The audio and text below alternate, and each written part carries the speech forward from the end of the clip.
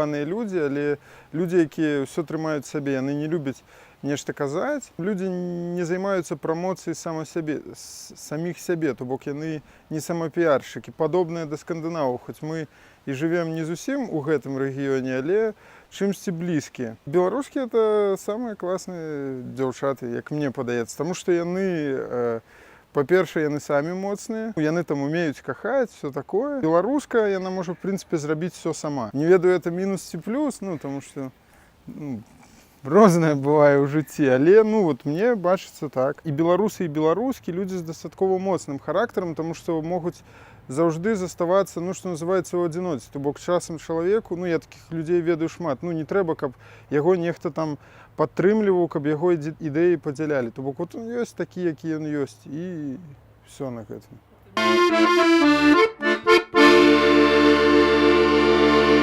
Это такая краіна, якая заўжды існавала не дзякуючы чамусьці, а насуперак. Як па мне, то без розніцы, па якім календары святкаваць, што там в 18-м годзе 100 год БНР, што ў 19-м 100 год БССР, так ці інакш, беларуская дзяржава адбылася. Это краіна, якая заўжды падымаецца.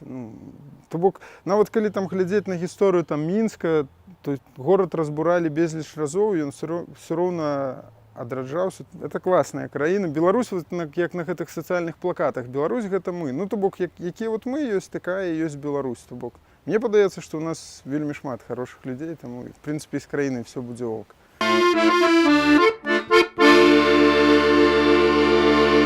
Тыя, хто гавораць паўсядзённа, гэта, канешне, героі.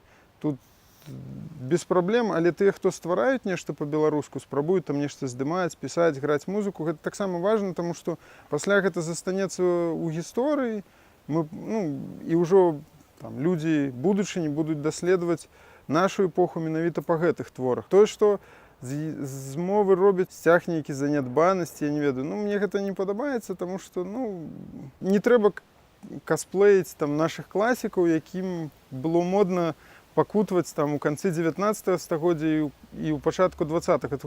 То бок тады гэта было сапраўды актуальна, таму што беларусы не мелі дзяржаўнасці, не мелі пасага сярод роўных сярод іншых народаў, а цяпер, в прынцыпе, мы ўсё маем, таму можна і без пакут абысціся. Без розніцы колькі дзяржаўных моў, галоўнае, каб быў прыярытэт нейкі. Тут галоўнае проста зрабіць, каб беларуская мова была эфектыўным сродкам камунікацыі. То бок не толькі каб у літаратуры яна там сустракалася, але рэклама, кіно, музыка, все астатняе. І калі гэта будзе, все будзе хорошо. Неяк так.